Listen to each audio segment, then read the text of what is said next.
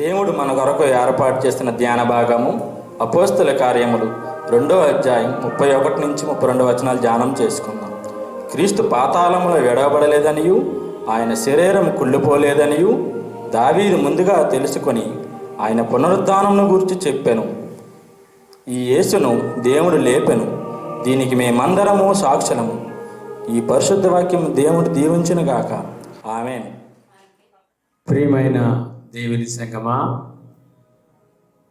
ఈ ఉదయకాల సమయంలో మీ అందరికీ యేసుక్రీస్తు వారి అతి శ్రేష్టమైన నామములో వందనాలు తెలియజేయుచున్నాను. ప్రార్థన చేసుకుందాం. పరిశుద్ధిగా ప్రేమ కలిగిన తండ్రి, మా జీవితాల్లో నూతన నెలను మాకు దయచేసి ఈ భయంకరమైన కరోనా తెగులు నుంచి మమ్మల్ని కాపాడి ఈ రీతిగా మీ వాక్యాన్ని వినడానికి మాకు దయచేసిన ఈ శ్రేష్టమైన సమయాన్ని మాకు మా కుటుంబాలకు ఆశీర్వాద కారణంగా మార్చారని, నీ ఆత్మ ద్వారా మమ్మల్ని నడిపించుకొంచు సాతానుడు ఆటంకాలకు అపజయాన్ని కలిగించారని, వాక్యం ద్వారా మమ్మల్ని బలపరిచి ధైర్యపరిచి స్థిరపరచమని యేసు నామమున ప్రార్థించుకుంటున్నాము తండ్రి. ఆమేన్. చదవబడినటువంటి భాగంలో అపోస్తలుడైనటువంటి పేతురు మాట్లాడుచున్నటువంటి సందర్భము. ఈ భాగానికి ఒక పేరు పెట్టుకోవాలి అంటే పరిశుద్ధాత్ముడు పేతురు. అక్కడ పెంతుకోస్తు అనే పండుగ జరుపుతున్నటువంటి సందర్భంలో పేతురు దేవుని యొక్క ప్రతినిధిగా పరిశుద్ధాత్మని యొక్క నడిపింపులో ఆ యొక్క సువార్తను వారికి అందించినటువంటి సందర్భాన్ని మనము ధ్యానించుకుందాం. వారితో మాట్లాడుతూ అపోస్తలుల కార్యములు 2వ అధ్యాయము 27వ వచనములో పాత నిబంధనలో యేసు ప్రభువారి యొక్క శరీరమును గురించి ప్రవచనాన్ని ఇక్కడ వారికి జ్ఞాపకం చేసుకున్నాడు. కీర్తన గ్రంథము 16వ అధ్యాయము 10వ వచనములో, ఎందుకనగా నీవు నా ఆత్మను పాతాళంలోనికి విడిచిపెట్టవు, నీ పరిశుద్ధిని కుళ్ళు పట్టనీయవు అని పేతురు ఆ పాత నిబంధన ప్రవచనాన్ని వారికి జ్ఞాపకం చేసుకుంటూ ఉన్నాడు. రెండవది, దావీదు కుమారుడు, మూల పురుషుడకు దావీదు కుమారుడు 29వ వచనములో మూల పురుషుడకు దావీదుని గూర్చి అనే మాటను ఆ ఇశ్రాయేలు ప్రజలకు అందరికీ కూడా జ్ఞాపకం చేస్తూ ఉన్నాడు. పేతురు పరిశుద్ధాత్ముని ద్వారా ఆ సువార్తను ఎంత చక్కగా వారికి అందించుచూ ఉన్నాడో అనేటువంటి విషయాన్ని మనం ఇక్కడ సందర్భానుసారంగా మనం ధ్యానించుకుందాం.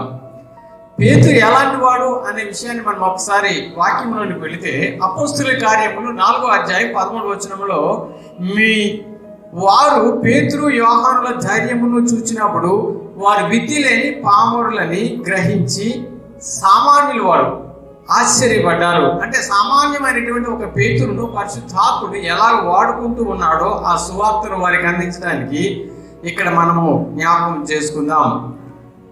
పరిశుద్ధాత్ముని యొక్క వాగ్దానాన్ని కూడా దేవుడు వారికి ఇచ్చాడని ఆ వాగ్దానాన్ని మరి యోవేలు ప్రవక్త ద్వారా జ్ఞాపకం చేయడానికి సిద్ధపడుతున్నాడు. అంత్య దినములలో నా ఆత్మను వారి మీద కృమ్మరించును అనే మాటను అక్కడ జ్ఞాపకం చేయడానికి గల కారణం ఏంటంటే, జరుగుతున్న పరిచర్య అంతా కూడా పరిశుద్ధాత్మని యొక్క పర్యవేక్షణలో జరుగుతూ ఉన్నట్లుగా మనం జ్ఞాపకం చేసుకుందాం. వారికి 3 విషయాల్ని పేతురు చెప్పదలుచుకున్నాడు. ఒకటి, యేసుక్రీస్తు ప్రభువారు మరణించారు, కానీ ఆయన శరీరము కులిపట్టలేదు, ఆయన పాతాళంలో ఆయన ఆత్మ విడిపడలేదు. రెండవది, మూల పురుషులకు దావీదుని గురించి జ్ఞాపకం చేసుకున్నాడు. దావీదు అంటే వాళ్ళందరికీ చాలా ప్రేమ, ఎందుకంటే ఆయన పరిపాలించినటువంటి ఆ పరిపాలన బంగారు పరిపాలనని జ్ఞాపకం చేసుకుంటున్నాం. అక్కడ క్రీస్తు అనే మాటను వాడుతున్నటువంటి కారణం ఏంటంటే, క్రీస్తు అనగా అభిషిక్తుడు అనే అర్థము. అభిషిక్తుడిగా ఉన్నటువంటి ఆ యేసుక్రీస్తుని ఇక్కడ వారికి ఏమని పరిచయం చేస్తున్నాడంటే, దేవుడు ప్రభువుగాను క్రీస్తుగాను నియమించెను. అపోస్తుల కార్యములు 2వ అధ్యాయము 38వ వచనం 35వ వచనంలో ఈ మాట వ్రాయబడింది. ఈ మాటలు వారికి చెబుతూ ఏమంటున్నాడంటే, ఇది ఇశ్రాయేలు వంశమంతయు రూఢిగా తెలుసుకొనవలెను. ఈ మాటలు పరిశుద్ధాత్ముని ద్వారా పేతురు వారికి బోధించు ఉన్నటువంటి ఆ గొప్ప అద్భుతమైనటువంటి సమయం అని మనం జ్ఞాపకం చేసుకుందాం. వారు ఆ మాటలు వింటూ ఉన్నటువంటి ఆ సందర్భంలో వారి వింటున్నటువంటి మాటలు ఏమైతే ఉన్నాయో మనం ఒక్కసారి వాక్యంలోనికి వెళితే ఏమని వ్రాయబడ్డాయి అంటే, దేవుని యొక్క లేఖనాలు ఆయన పట్ల ఎలాగున నెరవేర్చబడ్డాయో అని విషయంలో క్రీస్తు పాతాళంలో విడువబడలేదనియు, ఆయన శరీరం కుళ్ళిపోలేదనియు దావీదు ముందుగా తెలుసుకొని ఆయన పునరుద్ధానం గురించి చెప్పాను. ఇక్కడ ఆయన చెబుతున్న మాట ఏంటంటే పునరుద్ధానము. ఇంతవరకు వారు అటువంటి అనుభవాన్ని ఎక్కడ చూసి ఉండలేనటువంటి పరిస్థితులు ఇశ్రాయేల్ ప్రజల్లో ఉంది. కనుక ఈ పునరుద్ధాన బలము ద్వారా పేతురు పరిశుద్ధాత్మ యొక్క నడిపింపులో వారికి ఆ సువార్తను ఎంత స్పష్టంగా అందించగలుగుతూ ఉన్నాడు అనే విషయాన్ని మనం జ్ఞాపకం చేసుకుంటే, ఈ దినాల్లో మనము ఎలాగున దేవుని యొక్క బిడలముగా పరిశుద్ధాత్ముని యొక్క నడిపింపులో ఏ రీతిగా మనము ఆయన సువార్తను అందించగలుగుతూ ఉన్నాము అనే విషయాన్ని జ్ఞాపకం చేసుకుందాం. ఆ తర్వాత అపోస్తుల కార్యములు 2వ అధ్యాయం 30వ వచనం. వీరు ఆ మాటలు విన్నప్పుడు వారు హృదయములలో నొచ్చుకొని, ఆ మాట కింద ఫుట్నోట్లో ఏమబడి ఉందంటే పొడువబడి, అంటే వారి హృదయాలు ఎంత వెంటనే స్పందించి దేవుని యొక్క వాక్యానికి వారు స్పందించిన వారే వారి హృదయాల్లో వారు అనుకుంటున్నారు, తప్పకుండా ఈ క్రీస్తు అనేటువంటి ఈయనే అభిషిక్తుడు, దేవుడు, ప్రభు, ఇంకొకరు లేరని వారు అక్కడ విశ్వసించడానికి పరిశుద్ధాత్ముడు వారి హృదయాన్ని తెరిచినటువంటి విషయాన్ని మనం జ్ఞాపకం చేసుకుందాం. మీరు నేను దేవుని యొక్క సువార్తను బోధించుచూ ఉన్నప్పుడు అటువంటి పరిశుద్ధాత్ముని కార్యాలు మనము చూడగలుగుతూ ఉన్నామా? ఈ కడవరి దినాల్లో ఈ కరోనా వైరస్ అనే తెగులు విజృంభించుతున్నటువంటి, ఈ తల్లకిందులు అవుతున్నటువంటి ఈ దినాల్లో నీవు నేను ఏ రీతిగా దేవుని సువార్తను అందించగలుగుతున్నాం? ముష్కరులైనటువంటి వారిని మరి స్టెఫను వారి గురించి మాట్లాడుతూ ఉంటాడు ఒకనొక సందర్భంలో. మనము ప్రకటించేటప్పుడు ముష్కరులైన వారు ఉంటారు. మనం ఎలాగో సువార్తను అందించగలుగుతున్నాం? నా జీవితము నీ జీవితము సువార్త కరపత్రికగా ఉండాలని పౌలు ఆ దేవుని యొక్క సంఘానికి వ్రాస్తూ చెప్పుచున్నటువంటి మాట మనలను చాలా మంది చదువుతూ ఉంటారనే విషయాన్ని మనం జ్ఞాపకం చేసుకుందాం. నా హావభావాలు, నా నడతలు, నా ప్రవర్తన, నా మాటలు అది దేవుని యొక్క కుమారునిగా కుమార్తెనిగా నన్ను మరి ఇతరుల మధ్య స్పష్టంగా కనిపించగలుగుతూ ఉన్నానా లేదా అనే విషయాన్ని మనం ఇక్కడ జ్ఞాపకం చేసుకుందాం. హృదయము ఎంత ప్రాముఖ్యమైనదో మనం ఇక్కడ ఈ సందర్భంగా జ్ఞాపకం చేసుకుందాం. పేతురు చెప్పిన మాటలు చాలా చిన్న మాటలే. యేసు ప్రభు యొక్క అభిషేక్తుని యొక్క విషయం గురించి, ఆయన మరణం గురించి, ఆయన యొక్క పునరుద్ధానం గురించి, ఆయననే దేవుడు అభిషేక్తిని గాను ప్రభువుగాను మరి క్రీస్తు గాను నియమించినని 3 విషయాలు స్పష్టంగా చెప్పాడు. మీరు అతన్ని సిలువేశారు కానీ దేవుడు అతన్ని తిరిగి లేపాడని పునరుద్ధానం గురించి చాలా స్పష్టంగా వారితో చెబుతూ ఉన్నాడు. మనము సువార్తను చెప్పడానికి సిద్ధపడుతున్నప్పుడు ఏమేమి చెప్పగలుగుతూ ఉన్నాం? అన్యులైనటువంటి వారి జీవితాలకు, వారి యొక్క హృదయాలకు మనం చెప్పేటువంటి సువార్త స్పష్టంగా అందించగలుగుతున్నామా? లేదా మన జ్ఞానము ఉపయోగించి సువార్తను ప్రకటించకుండా జ్ఞానయుక్తమైన తీయని మాటలు చెప్పగలుగుతూ ఉన్నామా అనే విషయాన్ని మనం జ్ఞాపకం చేసుకుందాం. పేతురుని దేవుడు అక్కడ వాడుకోవడానికి గల కారణం ఏమిటంటే పరిశుద్ధాత్ముడు వారి హృదయాన్ని తెరవడానికి సిద్ధపడుతూ ఉన్నటువంటి సందర్భం.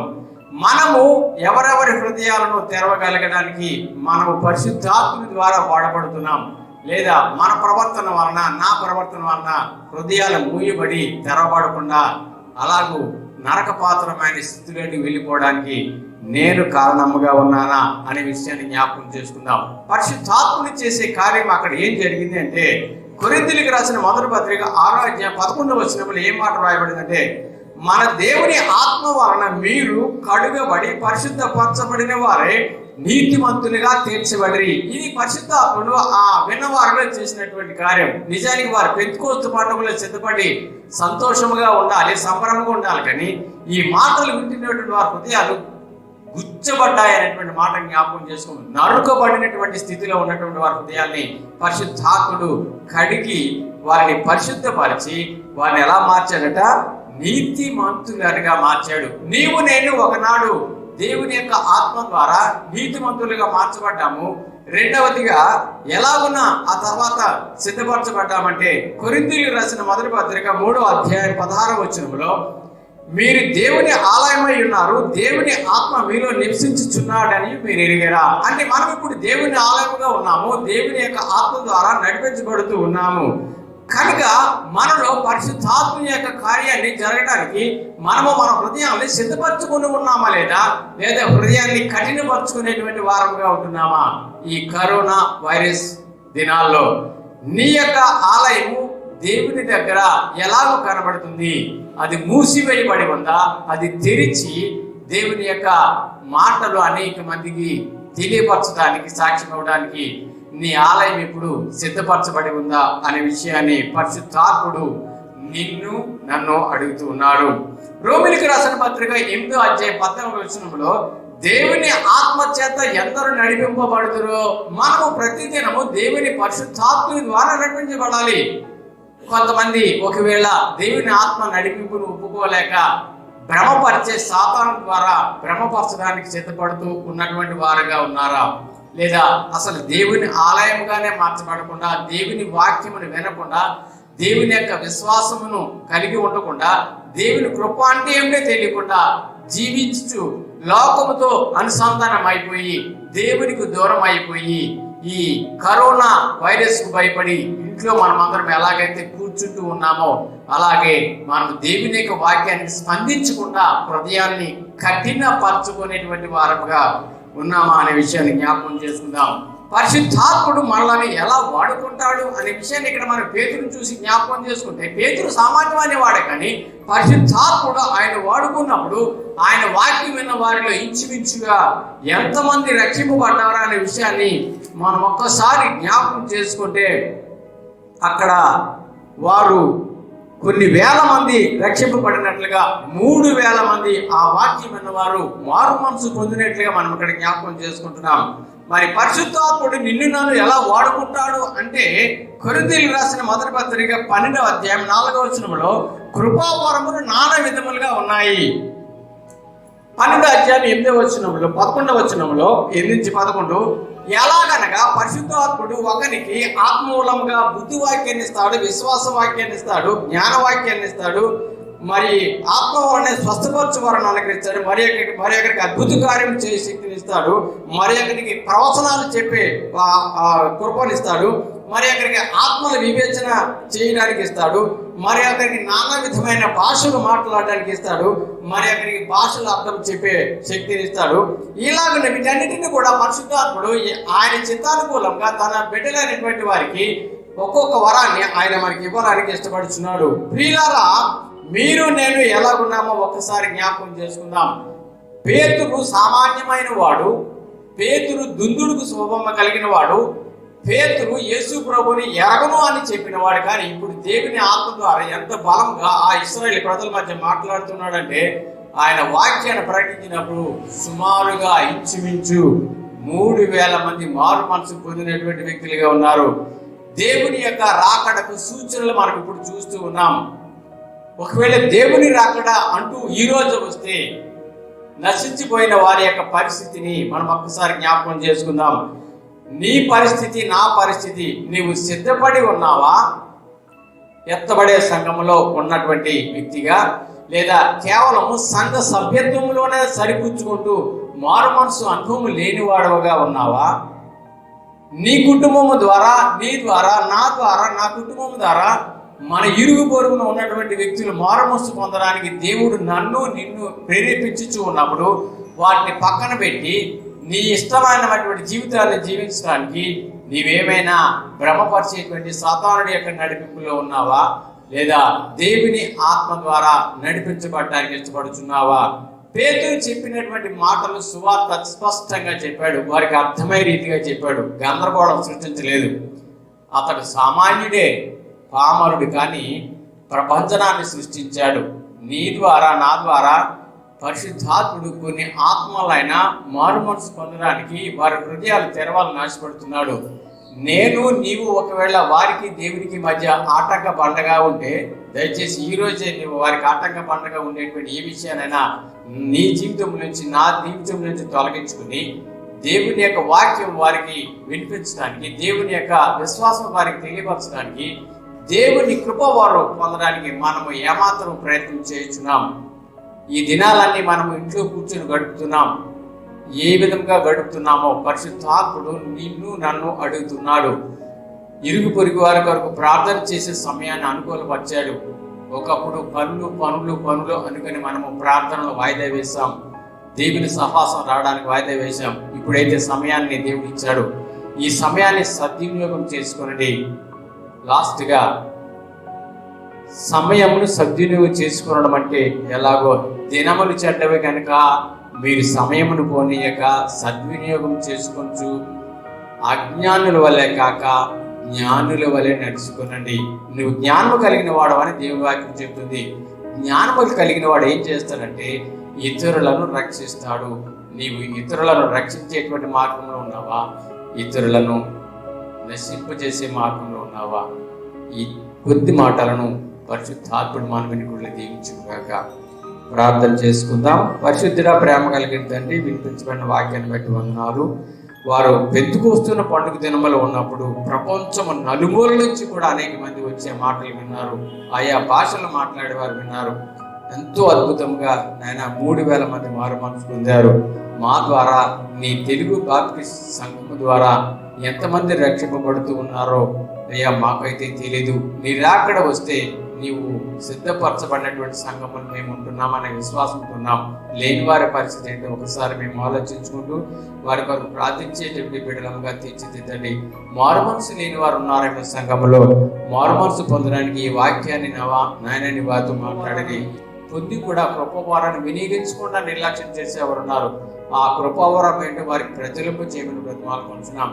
నీ కృపవారాలతో కొంతమంది నాయన నీ కొరకు 60 అంతలుగా 100 అంతలుగా ఫలింపబడుతూ నశించిపోవచ్చిన వారి యొక్క మారు మనసు కొరకు వారు చేసే ప్రార్థన, వారు చేసే ప్రయాస, వారు చేసే ప్రయత్నాన్ని 60 అంతలు 100 అంతలుగా ఫలింప చేయమని యేసునామమున ప్రార్థించుకుంటున్నాం తండ్రి, ఆమేన్.